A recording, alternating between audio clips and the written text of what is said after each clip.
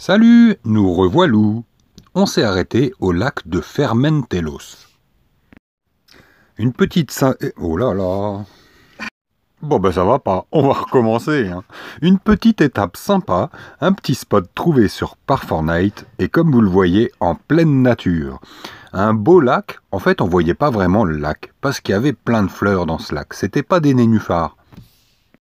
Selon Patty, une fidèle lectrice de nos vidéos, ce serait des jacinthes d'eau. Bref, on s'est bien reposé dans cet endroit très calme, on était tout seul. C'était plus un endroit pour les photographes. On n'a pas trop fait de vidéos là, mais on vous laisse quand même un petit aperçu. Par contre, on a fait pas mal de photos que vous pouvez retrouver sur notre site Facebook Travelsheim. Et ce qui est sympa dans ces coins-là, c'est que c'est toujours très bien aménagé, avec des petits pontons, avec des petits chemins. C'est bien fait. On peut observer des oiseaux sur les miradors.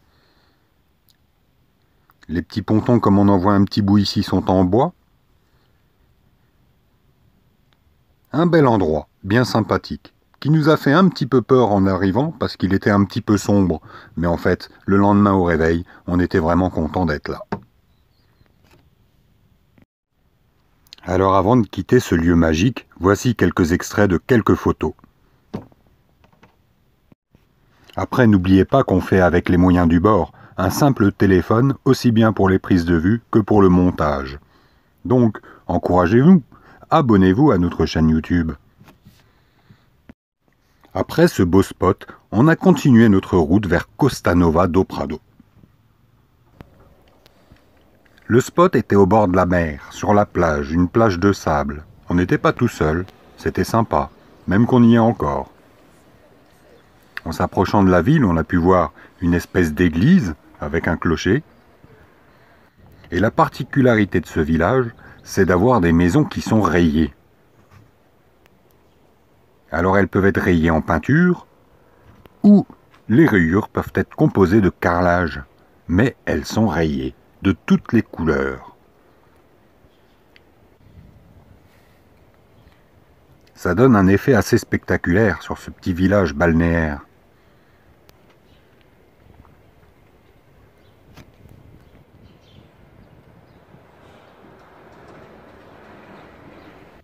On y voit des rues avec des maisons tellement petites que je me demande si je rentrerai dedans. Mais ça a un sacré charme.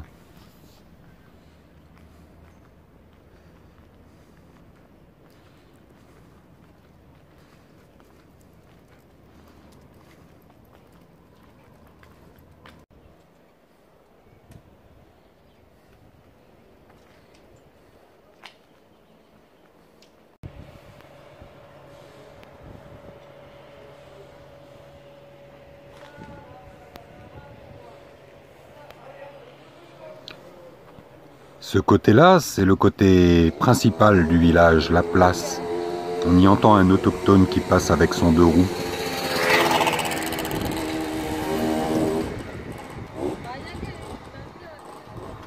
Et il y a même aussi des fontaines qui font le plaisir des enfants et des chiens pour se rafraîchir.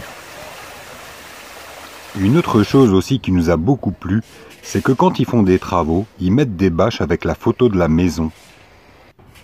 Du coup, on voit pas les échafaudages, ou moins. Voilà, ça vous donne un petit aperçu de cette station balnéaire originale avec ses maisons rayées.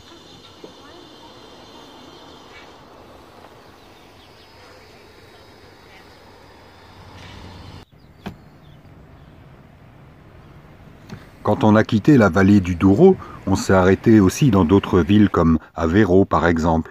Là, on n'a pas fait de reportage vidéo, on a fait quelques photos que vous retrouverez aussi sur Facebook, comme celle-là. Ou celle-là. Il y avait pas mal de graffitis, c'est pas des graffitis, c'est des belles fresques dans les rues. On a aussi fait une photo du Ponte di Santiago. Et voilà, c'est fini pour aujourd'hui. Alors abonnez-vous et à tout bientôt pour notre prochaine vidéo. Salut!